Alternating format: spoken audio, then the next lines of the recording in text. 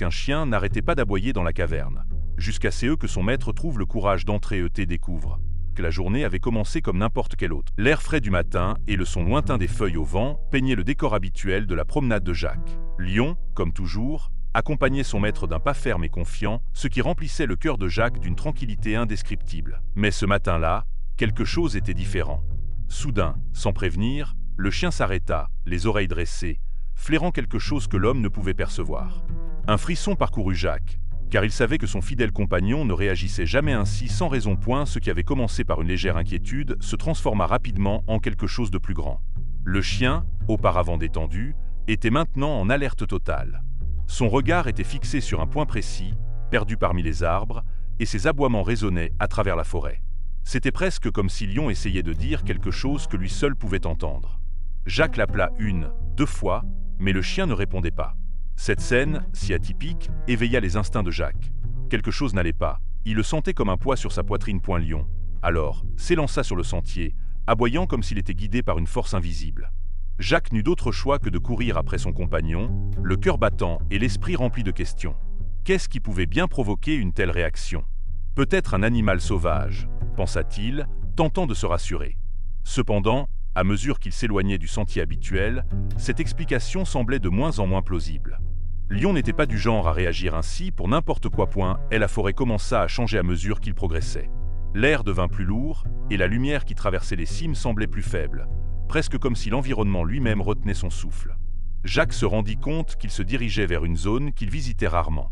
Un endroit qu'il avait toujours considéré sans intérêt, sans surprise. Mais maintenant, tout semblait différent. Il y avait quelque chose, au-delà de Lion, qui le guidait sur ce chemin. Quelque chose qu'il ne pouvait pas encore voir. Quand Lion s'arrêta brusquement, Jacques le rejoignit, essoufflé, pour se retrouver face à une vision inattendue. Là, au milieu de la forêt dense, une ouverture sombre et sinistre émergeait du sol. C'était comme si la forêt elle-même gardait un secret, attendant le moment propice pour être révélé. Le souffle de Jacques se coupa. Lion, les yeux fixés sur la caverne, continuait d'aboyer, comme s'il savait que dans cette obscurité se trouvait la réponse à tout ce qu'il cherchait. Mais Jacques hésitait. Quelque chose dans cette caverne lui donnait des frissons. Si vous aimez cette histoire, pensez à l'aimer et à vous abonner à notre chaîne pour continuer à suivre nos nouvelles histoires. Devant l'entrée sombre, Jacques ne pouvait s'empêcher de ressentir une profonde inquiétude. C'était comme si la caverne se trouvait là depuis des siècles, attendant patiemment que quelqu'un d'assez audacieux ose découvrir ce qu'elle dissimulait. Les vignes et la mousse qui recouvraient partiellement l'ouverture ne faisaient qu'accentuer l'impression que cet endroit n'était pas ordinaire, comme si la nature elle-même avait tenté de l'effacer du paysage. Lion, cependant, montrait des signes d'impatience. Ses aboiements pressaient Jacques de se déplacer, de s'aventurer dans cette obscurité mystérieuse. Jacques fit un pas hésitant en avant, ressentant tout le poids de l'atmosphère autour de lui. L'entrée de la caverne semblait aspirer la lumière du jour, rendant l'intérieur totalement impénétrable. Pendant un instant, il envisagea de rebrousser chemin, de quitter cette forêt et de reprendre sa promenade habituelle. Mais le regard de Lion, si déterminé, le retint. Le chien savait quelque chose que son maître ne comprenait pas encore. Et cette idée, aussi irrationnelle soit-elle, convainquit Jacques d'avancer. Alors, il entra. Le silence à l'intérieur de la caverne était presque assourdissant. Chaque pas de Jacques résonnait, se répercutant contre les parois humides et rocheuses. Lion, quant à lui, restait en tête, ses yeux brillant dans l'obscurité comme s'il traçait le chemin. L'air était différent, plus lourd, plus froid, imprégné d'une sensation étrange, comme si quelque chose d'imminent se préparait. Puis, tandis que la lumière de sa lampe de poche effleurait les parois environnantes, Jacques réalisa que cette caverne n'était pas simplement un abri naturel. Elle était bien plus ancienne. L'obscurité semblait sans fin. Jacques avait la sensation d'être entraîné dans les entrailles de la terre, comme si la caverne elle-même l'aspirait toujours plus profondément. Il peinait à croire que cet endroit était si proche du sentier qu'il arpentait chaque jour. Comment avait-il pu ne jamais le remarquer auparavant? Le mystère autour de cette caverne grandissait à chaque pas, et l'esprit de Jacques tentait, sans succès, de trouver des explications rationnelles. Mais il y avait quelque chose ici qui échappait à toute logique. C'est alors que le silence fut rompu. Non par les pas de Jacques, mais par un son bien plus subtil, presque imperceptible. Un faible gémissement, étouffé, provenait de quelque part devant lui. Jacques s'immobilisa. Il regarda Lion, qui s'était aussi arrêté, attentif, les oreilles dressées, comme s'il avait entendu le même bruit.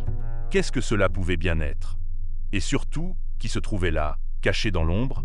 Jacques savait qu'il ne pouvait plus faire demi-tour. Quelqu'un ou quelque chose avait besoin d'aide. Les pleurs résonnaient doucement contre les parois de la caverne, accentuant l'angoisse qui pesait sur la poitrine de Jacques. Lion, toujours en tête, fit quelques pas précautionneux vers le son, comme s'il sentait qu'une âme vulnérable les attendait. Le cœur battant de plus en plus fort, Jacques éclaira le chemin avec sa lampe, cherchant à distinguer ce qui se dissimulait dans l'obscurité. Et c'est alors qu'il la vit, recroquevillée dans un coin. Une petite fille, à peine illuminée par la faible lumière, tremblant de peur et de froid. Elle sanglotait, serrant ses genoux contre sa poitrine, comme si le monde autour d'elle était trop dangereux à affronter. Jacques s'approcha lentement, veillant à ne pas faire de mouvements brusques pour éviter de l'effrayer davantage. « Ça va aller », dit-il d'une voix douce, cherchant à apaiser ce petit corps terrifié. La fillette leva les yeux, ses grands yeux effrayés croisant ceux de Jacques. Elle semblait si frêle, son visage maculé de larmes et de terre. « Je m'appelle Jacques, et voici Lion », ajouta-t-il en désignant le chien, qui s'approchait prudemment d'elle, la queue doucement agitée, comme s'il savait exactement comment lui apporter du réconfort. La présence de Lion semblait apaiser la fillette, elle s'appelait Marie. Entre des sanglots et des pleurs, elle expliqua qu'elle s'était perdue pendant une tempête, alors qu'elle campait avec ses parents. Désespérée, elle avait cherché refuge dans la caverne, mais en tentant de sortir, elle s'était blessée à la cheville, incapable de marcher depuis. Cette révélation serra le cœur de Jacques. Combien de temps cette pauvre enfant avait-elle été là, seule dans le noir? Il ne pouvait qu'imaginer la terreur qu'elle avait endurée, la peur constante que cette caverne lui inspirait. La question était désormais simple. Comment la sortir de là en toute sécurité? Lion s'approcha de Marie et se coucha à ses côtés, comme pour la réchauffer et lui offrir son soutien. La fillette, finalement, poussa un soupir et caressa le chien, un geste qui dissipa la tension. Jacques comprit qu'il ne pouvait pas rester là plus longtemps. Il devait quitter la caverne, et vite. Mais il y avait quelque chose d'étrange dans cette rencontre, quelque chose dans la manière dont Lion avait trouvé Marie, qui ne semblait pas être une simple coïncidence. C'était comme si des forces invisibles étaient à l'œuvre, rendant la situation encore plus mystérieuse. Alors que Jacques commençait à réfléchir à la façon de sortir Marie de là, son esprit était en proie à une multitude de questions. Quelle était la connexion entre cet enfant et cette caverne? Pourquoi Lion l'avait-elle trouvée ici, si loin du sentier? Comment avait-elle survécu seule? Et pourquoi cet endroit, en particulier, semblait-il enveloppé de mystère? Jacques n'avait pas encore les réponses, mais ses interrogations allaient continuer à le hanter alors qu'il luttait pour sauver la petite fille. L'air lourd de la caverne semblait retenir les réponses qu'il cherchait, les gardant enfouies dans les ombres. Alors qu'il se préparait à sortir avec Marie, quelque chose d'inhabituel attira l'attention de Jacques. À la lumière de sa lampe torche, il remarqua que les parois de la caverne n'étaient pas de simples roches sombres. Il y avait là quelque chose, dissimulé sous la mousse et usé par le temps, mais clairement discernable. Des peintures anciennes, presque effacées, ornaient les murs, révélant des figures énigmatiques. Intrigué, Jacques s'approcha et commença à nettoyer le musc pour mieux distinguer les images. Celles-ci représentaient des êtres humains mêlés à des créatures qui semblaient être à moitié hommes, à moitié animaux. Que signifiaient ces figures? Quel peuple avait laissé ces traces dans un lieu si oublié du temps? Jacques observait les peintures avec fascination et une certaine inquiétude. Les traits étaient anciens, mais ils dégageaient encore une vitalité étrange, comme s'ils racontaient des histoires de rituels et de croyances disparues. Ces figures semblaient incarner quelque chose de sacré, mais leur esthétique suscitait un malaise. Jacques ne pouvait s'empêcher de se demander si cet endroit avait été un lieu de culte, ou peut-être un sanctuaire dédié à des forces dépassant la compréhension humaine. Lion, toujours alerte, reniflait les murs, comme s'il sentait lui aussi que ce lieu recelait des secrets très anciens. En examinant de plus près, Jacques comprit qu'il ne s'agissait pas simplement d'une décoration rupestre. Il y avait un message, quelque chose qu'il n'arrivait pas encore à déchiffrer. Les figures, bien que stylisées, semblaient raconter une histoire, peut-être celle d'une civilisation éteinte qui vénérait ces créatures hybrides. Ce mystère pesait sur l'esprit de Jacques. Marie, malgré sa blessure, remarqua également les images. Elle les observait avec des yeux écarquillés, comme si, d'instinct, elle saisissait le sens caché de ces représentations. Elle restait silencieuse, mais son expression parlait pour elle. Le point et la caverne, qui quelques instants plus tôt n'était qu'un abri pour une enfant égarée, révélait maintenant une histoire bien plus complexe. Jacques sentait le poids du lieu, l'histoire imprégnée dans ses parois de roche. Était-il vraiment prudent de rester là? Chaque nouveau détail découvert l'emmenait dans une direction incertaine. Les questions surgissaient, plus nombreuses que les réponses. Que s'était-il passé en ces lieux il y a si longtemps? Que avaient vénéré ou craint les personnes qui avaient créé ces images? La caverne semblait vivante, chuchotant des secrets que seuls les plus audacieux pouvaient entendre. Jacques savait qu'il n'avait plus le temps de percer tous les mystères de cet endroit. Marie avait besoin de secours, Et bien que cet endroit fût fascinant, il dégageait également une impression de danger. Lion, de nouveau agité, semblait indiquer qu'il était temps de partir. Pourtant, en regardant ces figures sur les murs, Jacques ne pouvait ignorer le fait qu'il y avait beaucoup plus à découvrir ici. D'une certaine manière, il sentait que sa rencontre avec cette caverne ne s'arrêterait pas là. Ce n'était que le début d'une aventure bien plus vaste. Avec la cheville de Marie blessée et l'atmosphère oppressante de la caverne, Jacques comprit que le temps était son ennemi. Il devait sortir au plus vite, mais le chemin ne serait pas facile. Il ajusta la fillette dans ses bras, tandis que Lion, toujours vigilant, menait la marche, flairant l'air à la recherche d'une route sûre. Les parois de la caverne, qui dévoilaient des secrets anciens quelques instants plus tôt, semblaient désormais se refermer autour d'eux, rendant leur évasion encore plus urgente. L'air devenait plus lourd, et cette sensation étrange d'être observé grandissait à chaque pas. Il était évident qu'il n'était pas seul en ces lieux. Soudain, des voix commencèrent à résonner au loin, appelant le nom de Marie. Jacques s'arrêta, essayant de discerner d'où provenaient ces cris.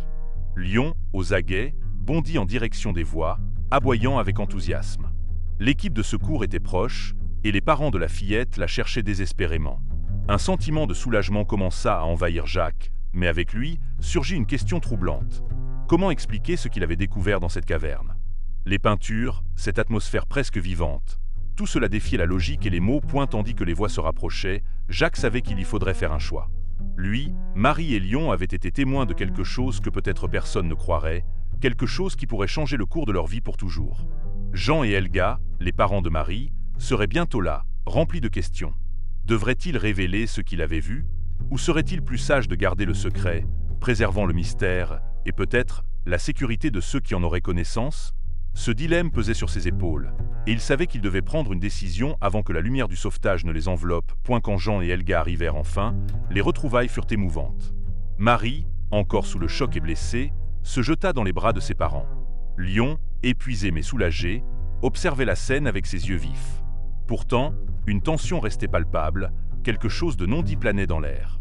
Jacques échangea un regard avec les parents de la petite, mais les mots qu'il aurait dû prononcer restèrent coincés dans sa gorge. En silence, ils prirent la décision de ne rien dire sur ce qu'il avait découvert. Ce n'était pas une question de peur, mais plutôt de respect. Certaines choses, Jacques le savait, devaient rester enfouies. Ainsi, sans un mot sur ce qu'il avait vu, Jacques, Lion et Marie commencèrent leur retour à la surface.